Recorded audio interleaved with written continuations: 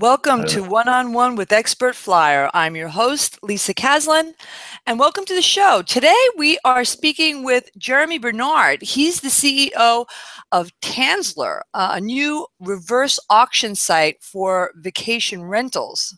Welcome. Thank you. You're welcome. So peer-to-peer rental, we've done a bunch of shows, obviously on peer-to-peer rental, just because it's so popular, and I guess we could probably say it's mainstream now. And I guess the question that I would have for you is, how is Tansler disrupting this market? Well, we think we're disrupting the market in that we're simplifying the process for booking a rental. Right now, there's a lot of inefficiencies on both sides of the equation, from a renter as well as an owner. Renters are often speaking to multiple owners about a rental, and often the number one concern for them is to try to get a good deal. And owners are often fielding a lot of inbound hollow requests, taking a lot of time responding to those requests. And often a lot of those never even materialize. So what we do is create a real-time marketplace where we ask the renter to put their money where their mouth is and put a credit card down and say, I'm willing to commit to, they name their price, they select multiple homes. They say, I'll take any one of these homes, and here's my credit card. And the first owner that accepts that offer consummates the transaction. So it streamlines the process. And if no one accepts the offer, by the way, in 24 hours, the offer expires. So that's how we're disrupting the market. Okay. So basically the same sort of situation. I indicate the area that I want to visit, how many people are going to be staying, and then I'll be served up a number of choices with the going rate for that particular property. And then I basically say, well, they may range in price from 100 to 120, but I say, you know what, I only want to pay 90. And I float my suggested or desired price out there. And if somebody takes it, great, I win. And then if not, it expires, and then I try again the next day. Exactly. Okay, got it. So it is a little bit like Priceline, I guess you could sort of say. Yeah, in some respects, it's like Priceline. One of the big differences is that it's very transparent, so that we allow the renter obviously to select the homes that they're looking to stay in, and so you know exactly what you're going to get. There's not going to be any surprises. You can even communicate with the host if you had questions about the house. Is it pet friendly, or, do you have a crib for the baby or something like that? Typical type stuff you would ask before you plan your vacation. But the one thing you wouldn't ask them about is price, because that's where our platform comes in. Good. So it's not so much sight unseen as it is with Priceline. That's right. There's no sight unseen. That's right. Yeah, that's good. That's good. So if you were going to go on either side, host versus the actual guest, which party would you say your service helps more? I think it's both, and that's the beauty of it, because obviously we're helping renters get a better deal by allowing them to name their price, but we are saving. There's a bunch of benefits to the host. Is we're saving them a lot of time. As I mentioned before, they're spending a lot of time dealing. There's a study out that says the average host spends 8 hours a week managing their property online, and we know the number one request, or the number one question that is always asked, is about price. So we want to cut down that 8 hours that they're spending.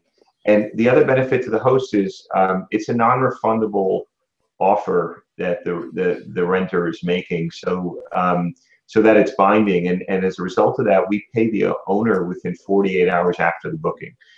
So even though the stay may not be taking place for a few months down the road, we pay them right after the booking, the full amount, and they don't have to worry about a last-minute cancellation.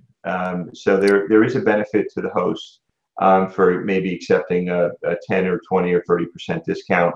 to have that the surety of that booking, and also have the money for that booking at the time of booking. Oh, absolutely. They're wringing out a lot more profit from their home than they probably would otherwise. That's great. So, talk a little bit about the fees. It's standard practice to charge a fee, I guess, to both parties, right? Both the host and the guest. So, how are your fees comparing to, let's say, an Airbnb or a home away?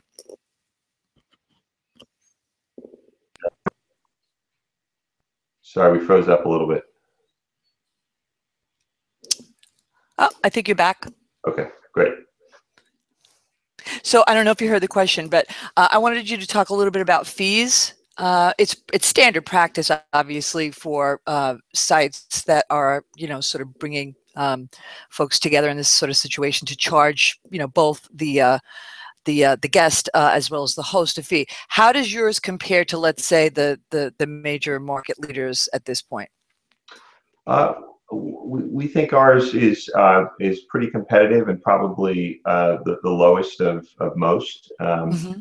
We charge simply a 3% fee to the owner, and a 6% fee to the renter. And we cover the credit card processing fees, which typically the owner would have to cover. So it's on the lower end of the spectrum, as opposed to, let's say, an Airbnb, which also charges 3% to the owner, but they charge somewhere between 6 and upwards of 15% to the renter, depending on the amount of the booking. Yes. We cap it at 6%. Yeah, that's great. Yeah, I think the range is between 6 and 12. So you could be paying, they could be yielding about 15% on that transaction. That's right. Okay, so talk to me about where you have the greatest penetration right now. Where do you have the most, sort of rentals available? Yeah. So right now our biggest markets are in Orlando, and also in Colorado, Vail, and Keystone. We're in the process right now working on some larger partnerships that will expand that geographic footprint pretty significantly. And one thing I should have mentioned, that's in the United States. We have a very good presence, having worked out some partnerships with various property management companies in Europe. We have over 50,000 properties in almost every city and country in Europe. So, that's great. Yeah, so strong European presence, and soon to be a larger presence in the United States. Great. Okay. So what's coming up? What should we know that we don't know yet about Tansler? Any new developments in the works over the next year, maybe? Well, over the next year, a year is a long time in the life of a startup. We'll probably be public by next year. So good. You can buy stock in us. No, in all seriousness, we're just starting our demand gen initiatives, driving people to our website. We're doing some sort of fun guerrilla type marketing tactics. So you'll start to see Tansler a lot more, and we're looking forward to people having a good experience on our site. Well, good. We're gonna continue to track your progress. Excited about this new option for travelers. Excellent. Well, thank you very much. We appreciate it. Thank you, and we want to have you back again. Take care, Jeremy. Okay. Take care. Bye-bye. Bye.